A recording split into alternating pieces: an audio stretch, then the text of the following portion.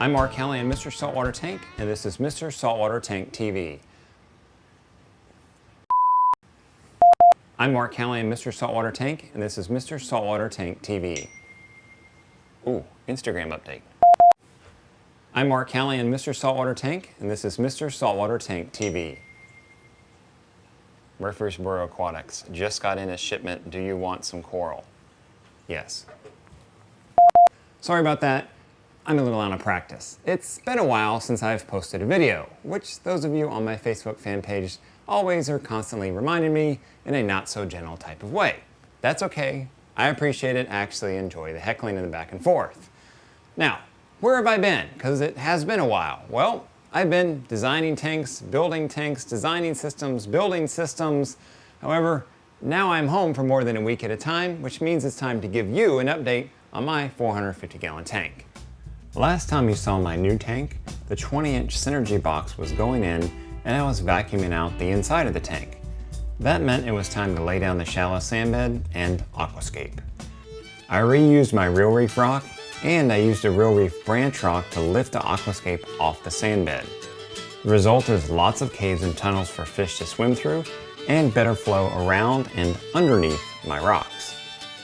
With the aquascaping done, my Ecotech Marine MP60s went back on the tank. Happiness is no cords in your tank. With the tank full and salty, it was time to restock. Now I went all in and added SPS right from day one.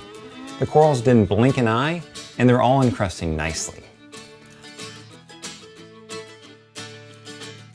I also added some gem pieces that I ran across during my visits to the coral wholesalers, like this Master Scully that I just had to have. I prefer mixed reef tanks, and I have plenty of other LPS in the tank, like these pieces.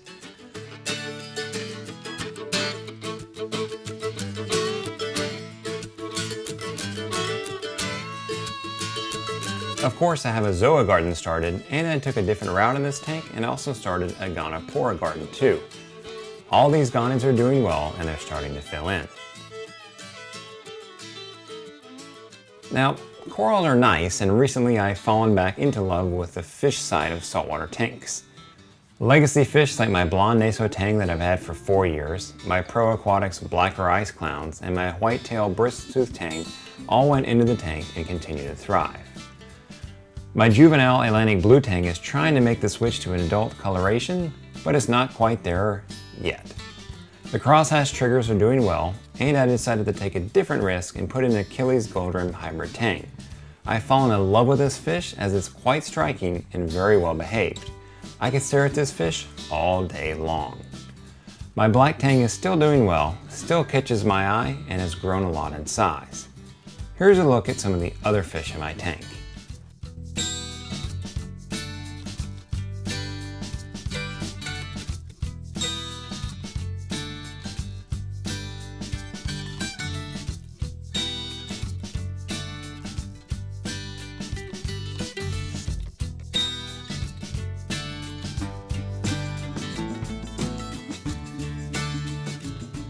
What happened to the Australian stripies that I loved so much?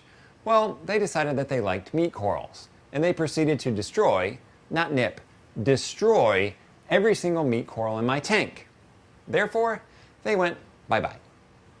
The stripies are now in the Omaha Zoo in Omaha, Nebraska. Now, the Omaha Zoo is definitely worth checking out, and if you're there, say hello to those nippy, stripy bastards for me. What's the update with the lighting experiment that I'm doing? Well, the update is this. All three types of lighting, the metal halides on the far end of the tank, the T5s in the center, and the eco-exotic LED cannons on the other end of the tank, they're all growing corals equally and coloring up corals equally. This is about what I expected, but there's still people out there that believe that LEDs won't grow or color up corals, so let's put a nail in that coffin, why don't we?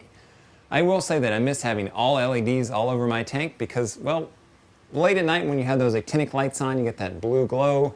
It's not a lot of fun to have 3 different shades of blue over the tank. It's just not that visually appealing, and you just can't beat that royal blue pop that you get from having LED lights. For now though, all 3 different types of lighting are going to stay on the tank. I'm going to run it out for at least a little bit longer, see about any long-term type of results. Sure miss my LEDs though. So there you have it. There's an update on my 450-gallon tank. I'm Mark Callahan, Mr. Saltwater Tank. This has been Mr. Saltwater Tank TV.